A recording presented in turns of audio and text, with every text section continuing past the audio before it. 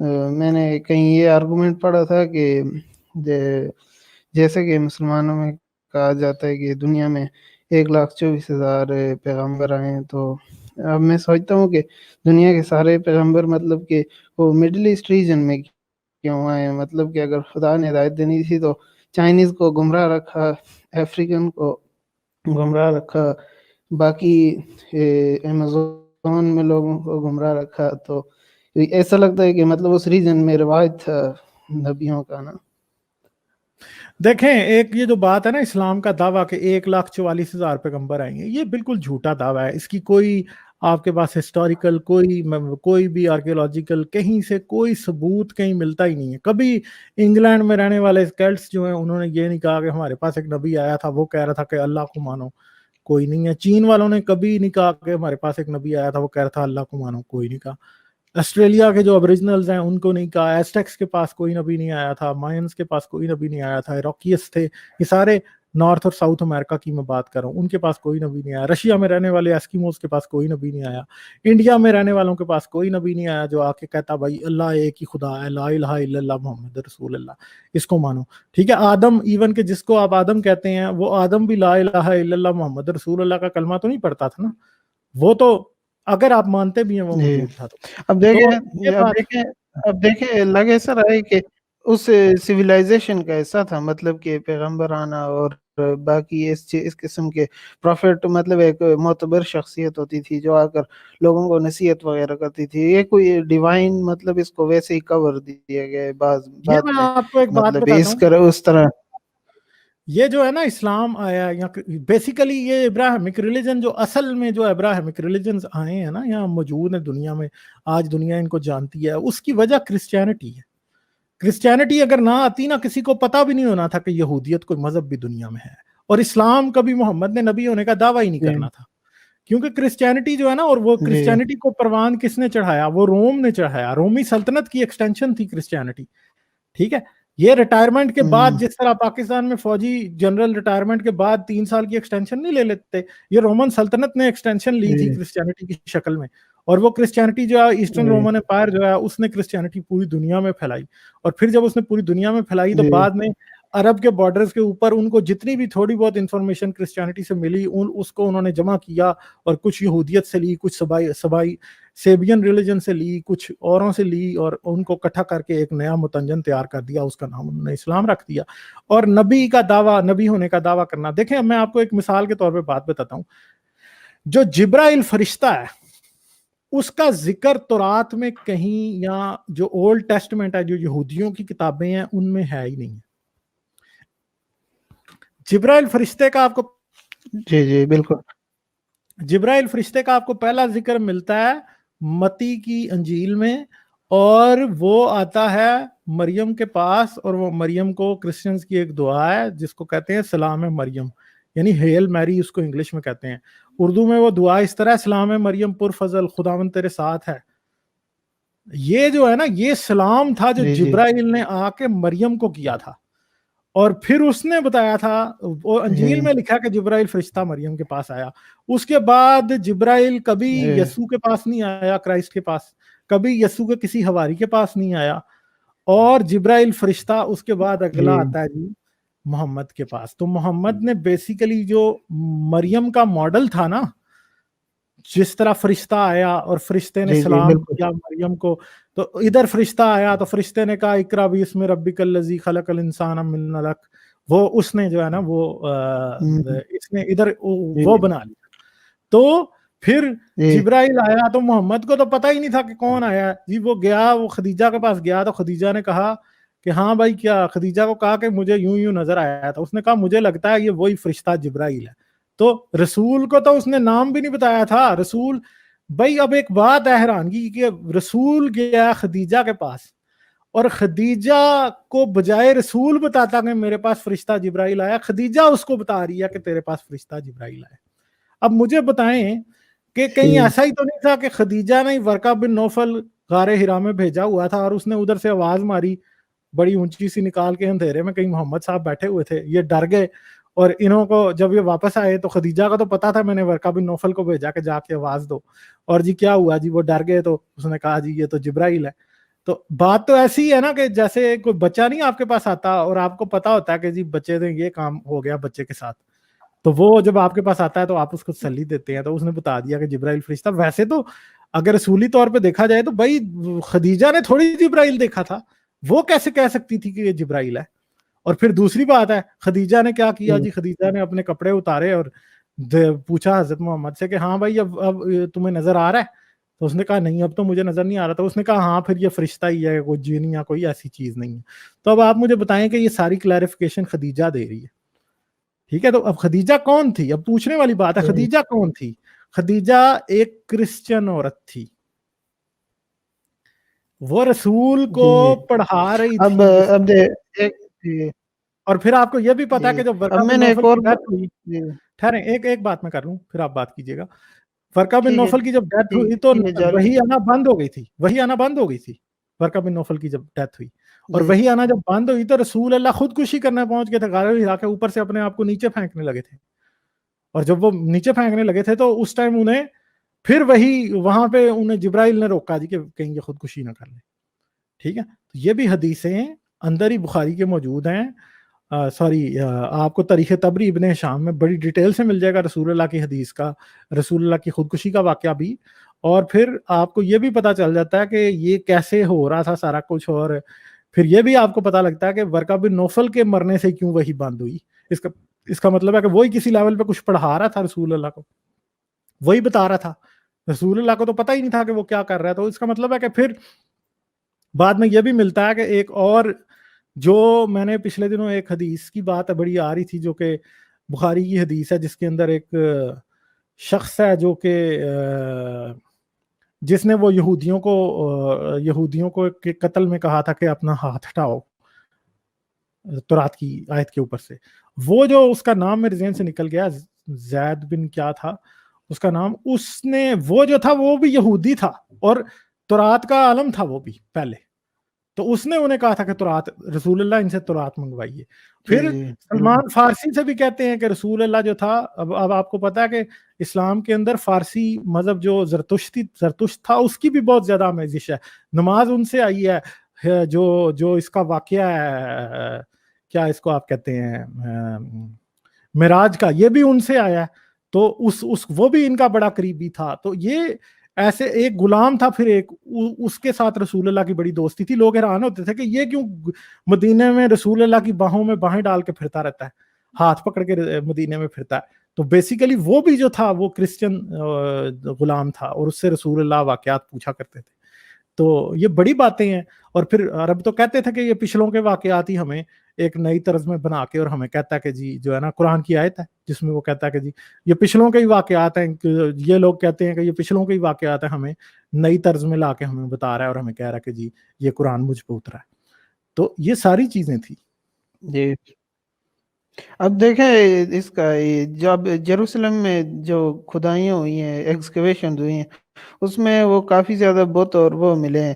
تو اب اس سے تحقیق نے یہ ثابت کیا, آرکیولوجسٹ جو اسرائیل کے ہیں وہ یہ کہہ رہے ہیں کہ یہ جو جوز تھے یہ پہلے بت پرست تھے, ملٹیپل گاڈ میں بلیو کرتے تھے. اور جو یاہوے تھا اس وقت گاڈ, یاہوے جو تھا اس کی ایک بیوی تھی, اشیرہ نام تھا اس کا.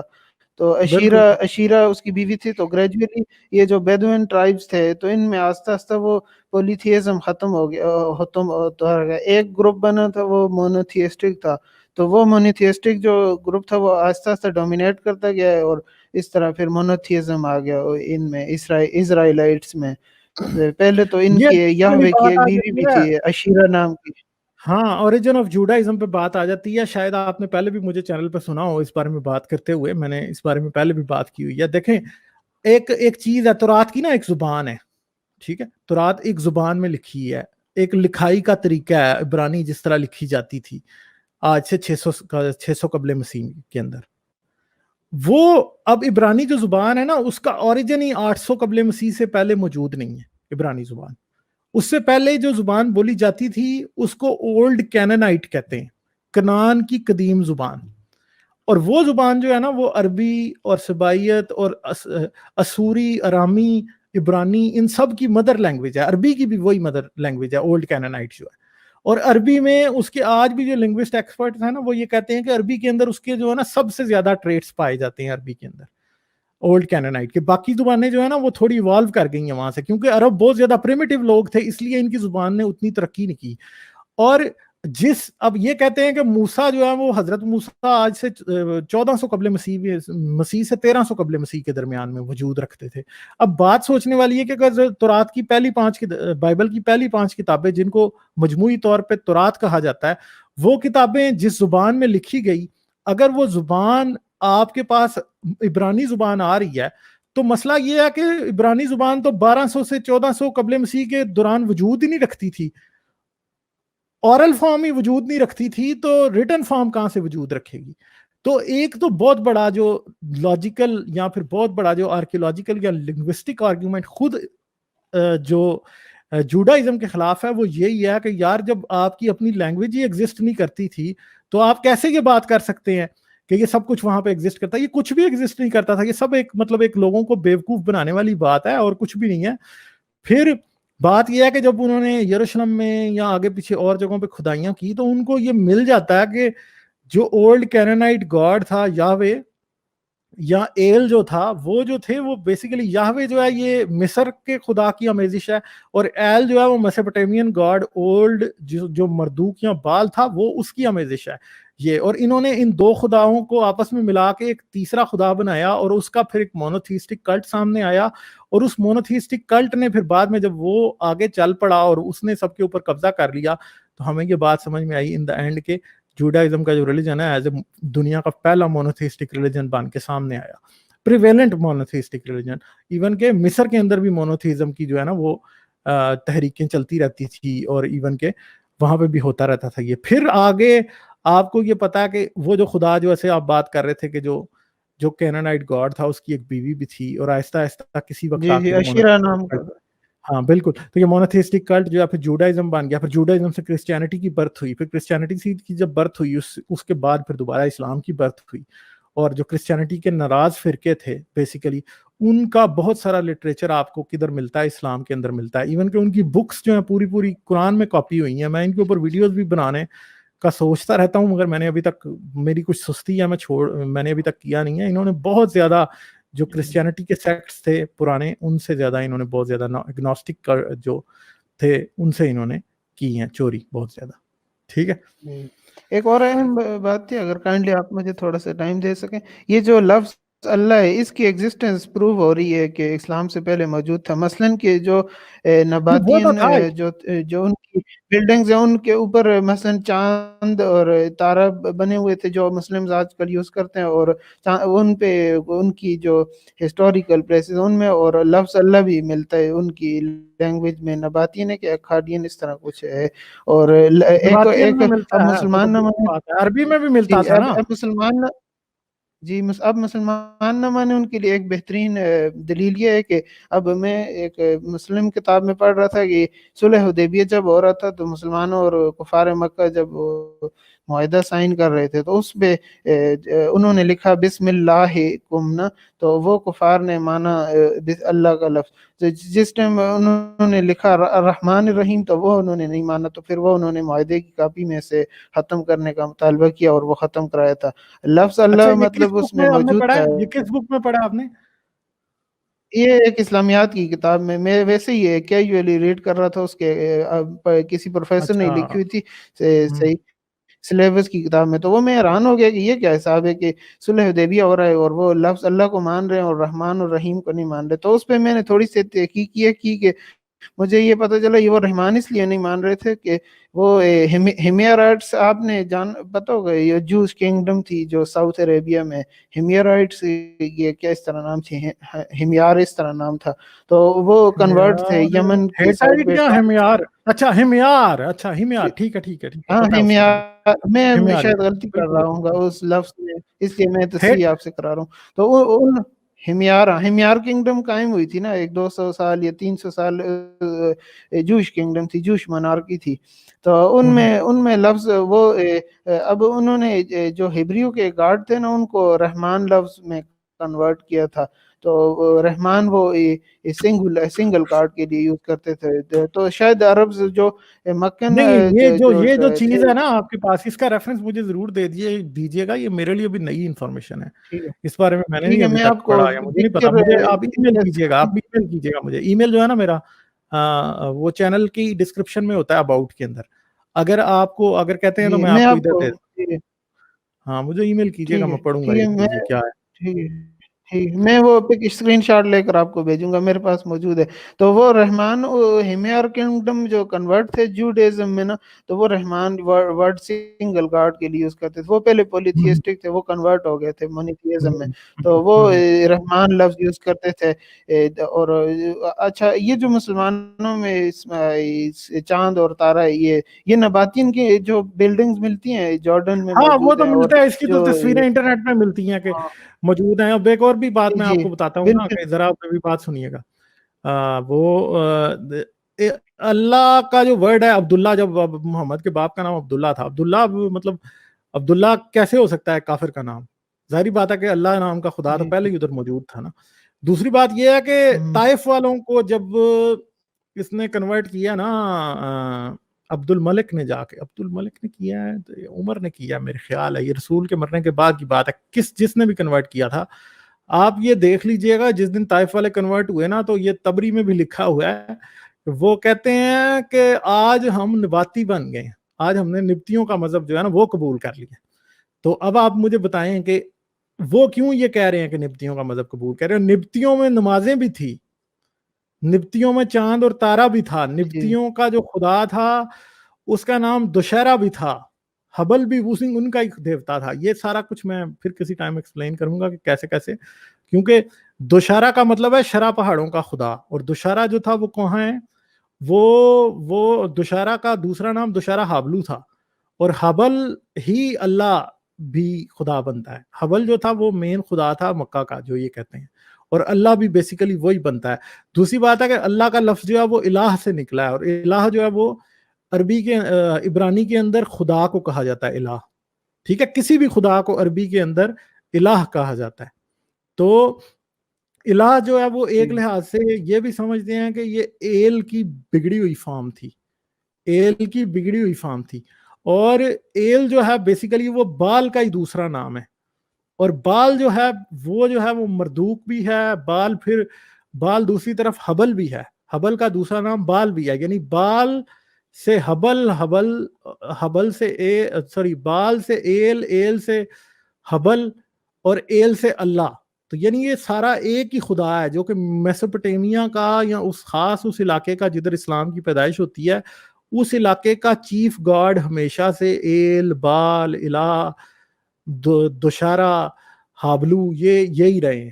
ٹھیک ہے، تو یہ سب ایک ہی خدا ہے جس کی مختلف مینیفیسٹیشن ہیں. اسلام نے دوبارہ سے اس کو پکڑ لیا جس کو یہودیت نے ایک دفعہ پکڑا تھا. اصل میں ایک بہت بڑا جو گیپ ہے نا بیچ میں، وہ اس لیے آ گیا کہ سبائیت کا جو مذہب ہے نا وہ ختم ہو گیا ہوا ہے. اگر وہ ہوتا نا تو ہمارے پاس اور بہت سی چیزیں کلیئر ہوتی آج ہمیں کہ اسلام کی اصل روٹ ہے کیا ہے.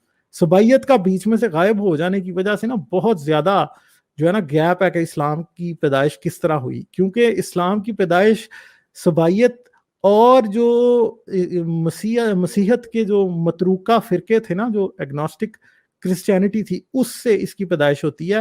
پھر ایک اور فرقہ تھا جس کو حنفی فرقہ کہا جاتا ہے، وہ یحییٰ کو مانتے تھے، یا یوحنا جس نے مسیح یسوع کو بپتسمہ دیا تھا اس کو مانتے تھے. اور وہ ادریس اور شیت اور ہنوک ان دیوتاؤں، ان نبیوں کو ماننے والا ایک مذہب تھا پورا. اور وہ ان کی کتاب، جیسے کہ اسلام کہتا ہے کہ زبور جو ہے وہ بھی ایک آسمانی کتاب ہے، اور زبور کی کتاب جو ہے اس کو اوپر یقین کون رکھتا تھا؟ یہ